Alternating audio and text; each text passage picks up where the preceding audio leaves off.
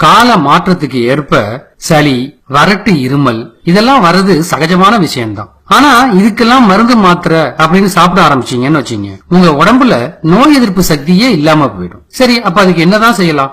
சளி, இருமல் இதெல்லாம் போறதுக்கு நம்ம வீட்டிலேயே மருந்து இருக்கு. அத பத்தி தான் நாம இப்ப பார்க்க போறோம். சளி, வறட்டு, இருமல் இதெல்லாம் போறதுக்கு ஒரு கஷாயம் செஞ்சு குடிச்சா போதும். இதுக்கு என்னென்ன தேவை?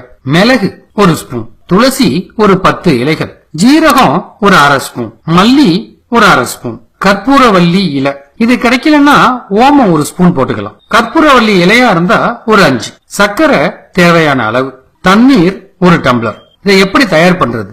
முதல்ல அடுப்புல ஒரு பாத்திரத்தை வச்சு ஓரளவுக்கு அந்த பாத்திரம் சூடான உடனே 1 ஸ்பூன் மிளகு, அப்புறம் 1/2 ஸ்பூன் ஜீரகம், அடுத்தது 1/2 ஸ்பூன் மல்லி, இந்த 3ஐயும் அந்த பாத்திரத்துல போட்டு லேசா வறுத்துக்கணும். வறுக்கும் போதே பாத்தீங்கன்னா நல்ல வாசனை வரும். நல்லா வறுத்து முடிஞ்சதுக்கு அப்புறமா 1 கப் தண்ணிய இந்த பாத்திரத்துல ஊத்தி, தண்ணி சூடான உடனே அதுல எடுத்து வச்சிருக்கிற துளசி இலை, கற்பூரவள்ளி இலை எல்லாத்தையும் இப்படி போடணும். இப்ப தீய லேசா வச்சு நல்லா கொதிக்க விடணும். தண்ணி நல்லா கொதிக்க ஆரம்பிச்ச உடனே அதோட நிறம்லாம் டிகாஷன் மாதிரி மாறி இருக்கும். இப்ப அடுப்பை அணைச்சிட்டு இந்த கஷாயத்தை வடிகட்டணும். இந்த பானம் குடிக்கிற சூட்டுக்கு வந்த உடனே அதுல சுவைக்காக சர்க்கரை இல்லைன்னா பனங்கள் கண்டு ஏதாவது ஒண்ணு சேர்த்துக்கணும். இத ஒரு 1/2 டம்ளர் வீதம் ஒரு நாளைக்கு 3 வேளை குடிச்சா போதும். சளி, வறட்டு, இருமல், உடம்புல தேங்கி இருக்கிற நெஞ்சு சளி எல்லாம் வெளில வந்துடும். இந்த வீடியோ பிடிச்சிருந்ததுன்னா